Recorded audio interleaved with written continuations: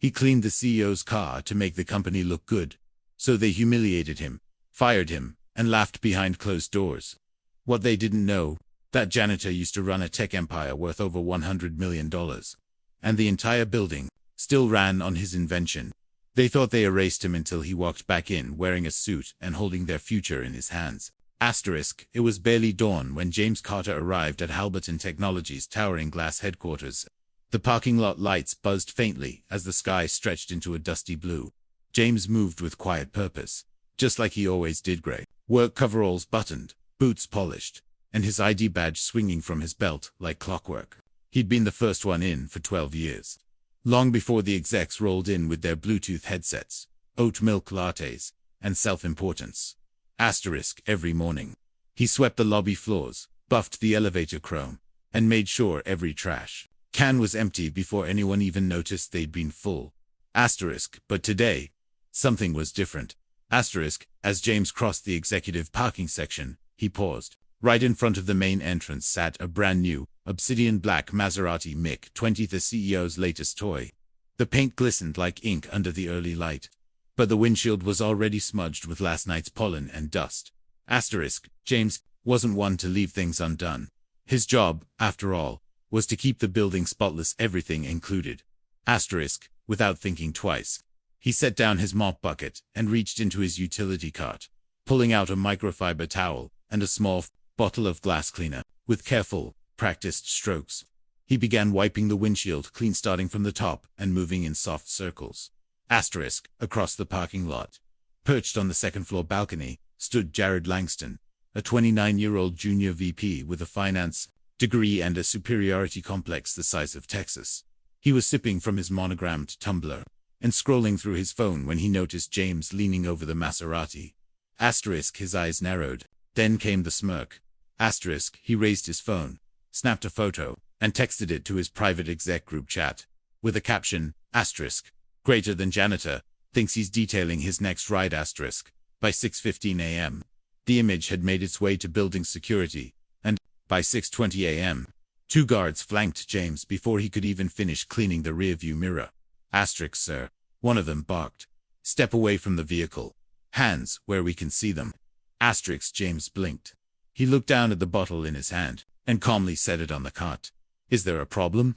This vehicle is private property. You're not authorized to touch it, the taller one said, already unclipping a walkie-talkie. HQ said, this is grounds for immediate removal. James stood still, his posture straight, voice calm. I was cleaning the windshield. Same as I've done for every car parked in front of this building for the last 12 years. The younger guard scoffed. Yeah, well, this one's a little above your pay grade, don't you think? James looked him square in the eyes. I don't think cleanliness has a salary cap, he replied. That only made things worse. By 6:30 a.m., the building's facilities manager, a man named Doug, who always wore khakis, 2 sizes too big, up with a printed termination letter in hand. No hearing. No conversation. No investigation.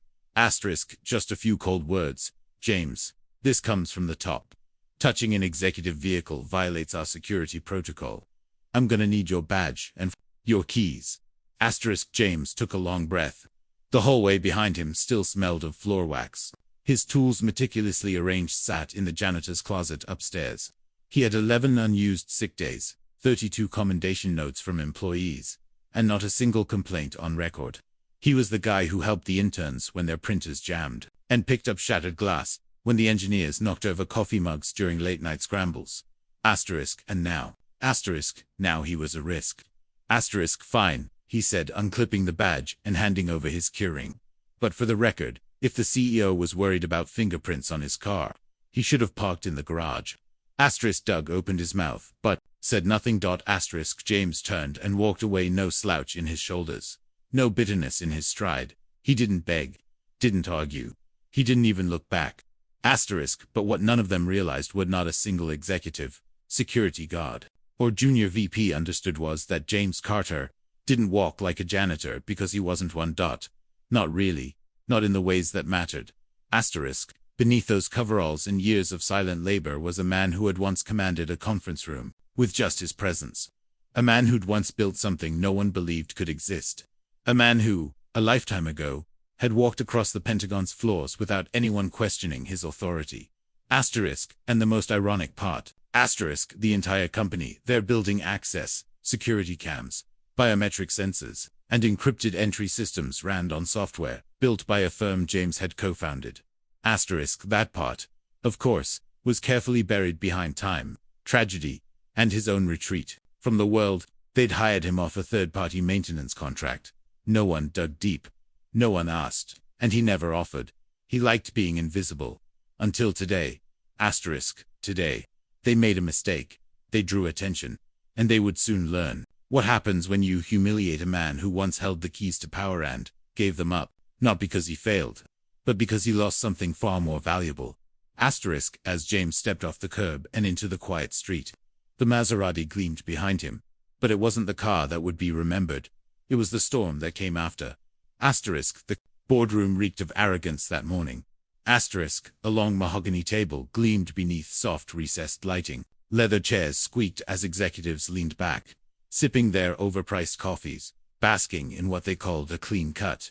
A printed photo of James Carter, midwife on the CEO's Maserati, sat in the center of the table, like damning evidence at a trial. But there was no trial. No hearing. Just laughter. Asterisk. Can you believe the janitor had the nerve to lay his filthy hands on Mitchell's car? Chuckled Blake Torrance, the smug coup, adjusting his Rolex as if it made his insult more valid. Asterisk, he probably thought he was helping. Chimed in Dana from marketing, rolling her eyes. Or worse, trying to impress someone. Poor guy thought he was on valet duty. The room erupted with shallow amusement. No one brought up James's 12 years of spotless service. No one remembered how he worked double shifts during the pandemic to keep the building safe. No one cared that he'd once mopped up after the same CEO's dog after it had an accident in the executive elevator. That wasn't in the conversation. What mattered now was image. And James touching that car had threatened the illusion. Asterisk, can't have janitors treating the company's image like it's a garage sale. Someone muttered. Asterisk, HR hadn't even done a formal review. The VP who had taken the photo, Bradley Cooper, a junior executive barely out of business school, had rushed the matter straight to the top. He'd framed it as a security risk, an image problem, and a breach of trust all in one. He could have scratched it. What if he leaned too hard? He had said, as if James had committed a federal crime. Asterisk, the truth was simpler. They saw a black janitor and assumed the worst. Asterisk, the CEO, Mitchell Langston, hadn't even bothered to meet James. Just issued the order. Terminate with cause. No severance. Asterisk, in a quiet office 2 floors below. James had been handed the termination letter with a stiff nod and not a single thank you. They didn't even offer to escort him out. They didn't need to. He simply folded the paper, took one last look at the floors he had polished for a decade, and walked away. Asterisk, but in the break room later that day, someone opened his locker to clean it out. Inside was no clutter, no leftover food, just a faded photograph pinned neatly on the back wall. Asterisk, it showed James in military fatigues, standing beside a UAV drone, shaking hands with a man in a White House suit. The edges were curled with age, but the face was unmistakable. Asterisk, that quiet man they just fired. He had once stood in the Situation Room, and the laugh they shared upstairs. That was the last time they'd ever laugh at James Carter. The air around the corporate campus felt different. After James Carter was fired, asterisk, people didn't talk about it openly. HR had sent out a stiff 2-sentence memo. The janitor involved in the recent incident has been terminated. We remind all staff to respect corporate property policies. But the silence was too loud, asterisk, in the parking lot, around vending machines, and in the maintenance locker room, whispers grew. Asterisk, did you see how calm he was? Said Maurice, a groundskeeper who'd worked with James for years. Man didn't even flinch, like he expected it. Asterisk, he didn't say goodbye to nobody, said Yolanda, who stocked the vending machines. Just picked up that old duffel bag and walked off like a ghost. Asterisk, but the new hires didn't care. To them, James was just a janitor, another blue uniform lost in the background. Asterisk, the older employees. They remembered details, strange details. How James always stayed late, not because he was asked, but because he wanted to keep an eye on things. How he once rewired the entire camera system after a cyber attack took down the building's network, before the IT team even arrived. How he never used GPS on his phone, but always seemed to know where everyone was. Asterisk, there were rumors, Of course, that he was ex-military, maybe. Special forces. Maybe more. Y'all remember the night the CEO's kid went missing in? They chuckled nervously. Y'all remember the night the CEO's kid went missing in the garage? Morris said quietly. Who found him? James, and the cameras were down that night. How'd he know where to look? Another janitor, Joe, chimed in. I saw something. Once, few months back. James was reading a manual in the break room. Thick thing looked like classified schematics. I asked what it was. He just said, old work. Muscle memory. They chuckled nervously. But the whispers weren't just in maintenance. Upstairs, in accounting, one of the interns had Googled James Carter, tech founder, and found something, a blurred Forbes article from 11 years ago, half hidden behind a paywall. The headline mentioned Horizon Optics. The founder's name was James Carter. But it couldn't be the same man, right? One photo caught his eye, black and white. A younger James, standing in front of a data center rack with military personnel behind him. The intern printed it. Pinned it to the back of his cubicle. People walked by, paused, stared. That's not him. Someone whispered. Looks just like him. Nah. Our James is just a janitor. But a seed had been planted. In the executive elevator, the new VP of operations glanced down at the morning schedule and saw that the entire security system upgrade still ran on something called Horizon Protocol 1.4. She frowned. That's odd, she muttered. I thought that company went defunct years ago. It hadn't. James Carter didn't vanish. He just stepped into the shadows. And now, those shadows were starting to move. Friday morning was common till the CFO's assistant hesitantly knocked on his office door. Sir, you should see this. On his screen was an anonymous email. No subject line. No message body. Just a link. Out of mild curiosity.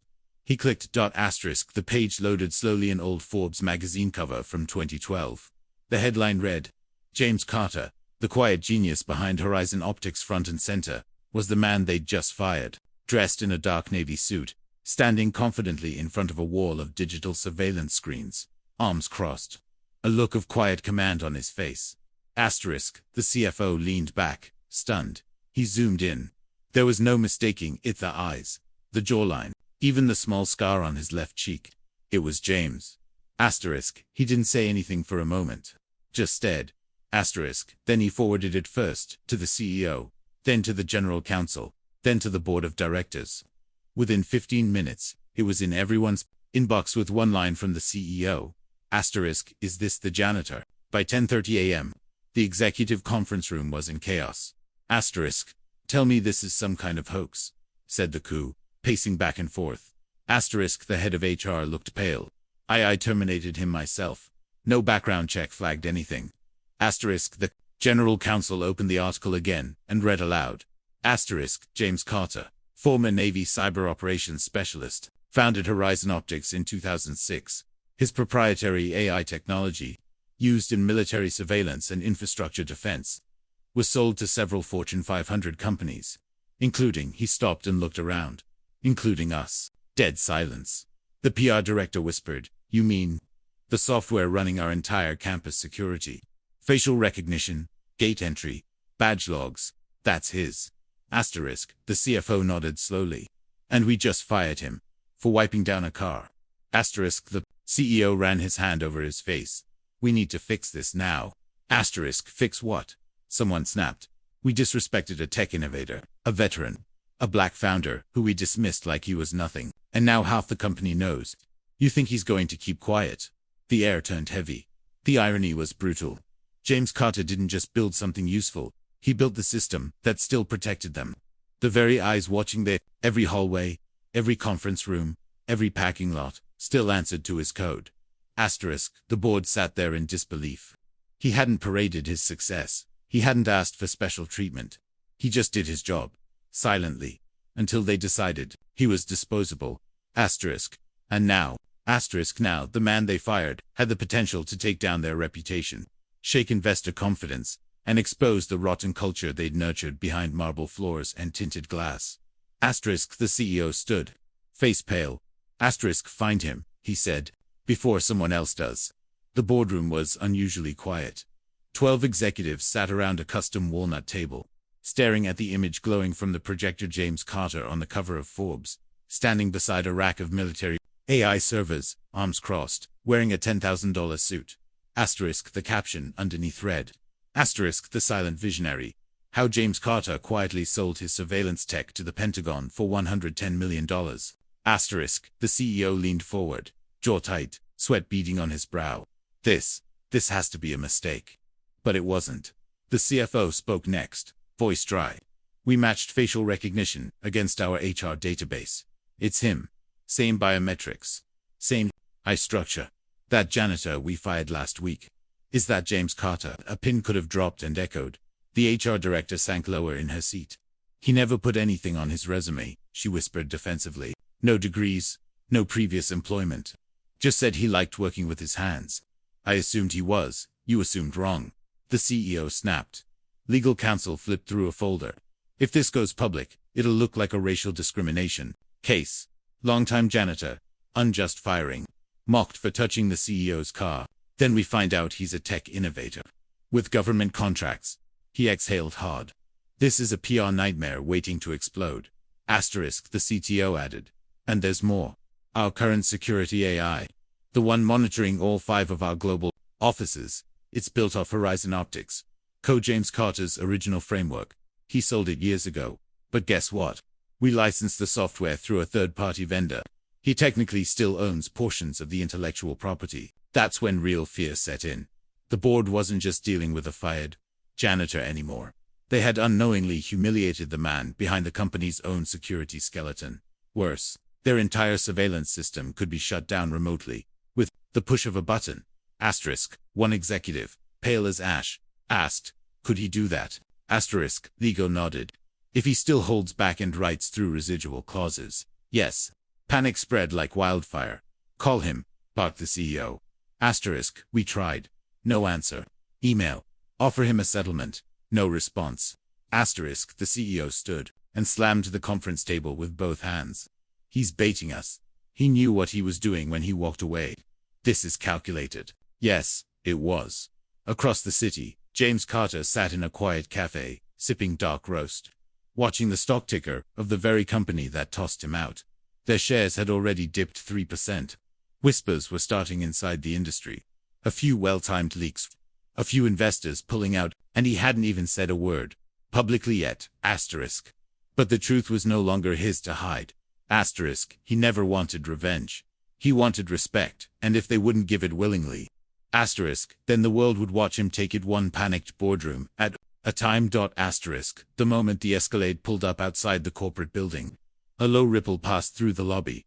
Asterisk, James Carter stepped out, not in the faded janitor's uniform he had worn for 12 years, but in a tailored gray suit, crisp white shirt, and black dress shoes that tapped sharply against the marble floor.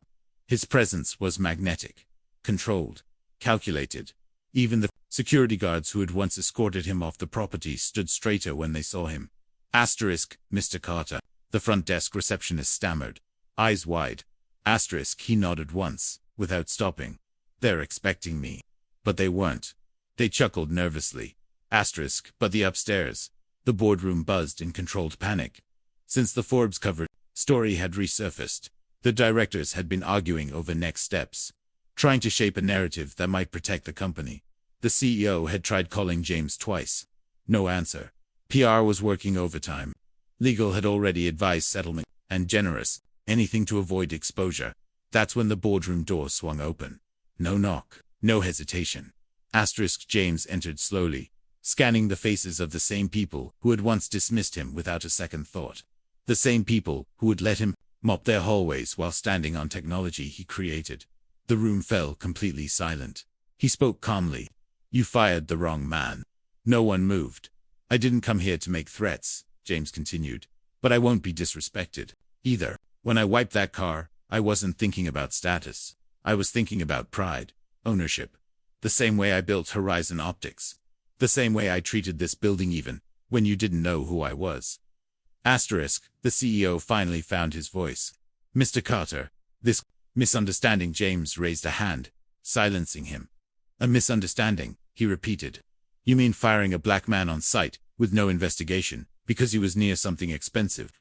The room tensed. I've built systems that protects us intelligence. I wrote half the code running your current surveillance software. You know how many janitors can say that? He leaned forward slightly. Or should I ask, how many CEOs can? No one spoke. I'm not here to sue, James said, walking to the window. But I want two things. First, a written public apology from the board, and second, I return to this company. Not as a janitor, not as a consultant, but as chief security strategist. Full control of the systems I designed. Asterisk. The legal team shifted. The CFO whispered something, but James didn't wait. Asterisk. You've got 24 hours. After that, I go public. And let's just say, I kept receipts. With that, he turned and walked out, leaving a stunned silence behind him. The CEO finally exhaled. My God, what have we done? Asterisk. And in that moment, they all realized, the man they threw. And in that moment, they all realized, the man they threw away was the one man who held the keys to the kingdom. The boardroom had never been this quiet. 7 executives sat frozen in polished leather chairs, staring at the man they once dismissed like trash. James Carter stood tall in front of them, not in janitor blues, but in a tailored charcoal gray suit, the kind only old money or military precision could pull off. His presence sucked the arrogance out of the room like a vacuum. No assistant had announced him. No receptionist had stopped him. The security team simply stepped aside, one of them even saluting him under their breath, because by now, everyone knew, this wasn't just some janitor. This was the man who once built the defense-grade AI that ran their security. And they had fired him for touching a car. I didn't come for apologies, James said, his voice steady, deep, and surgical. I came for clarity. The CEO shifted uncomfortably. Mr. Carter, James, this is clearly a misunderstanding. Don't. James cut him off. You knew what you did. You didn't investigate.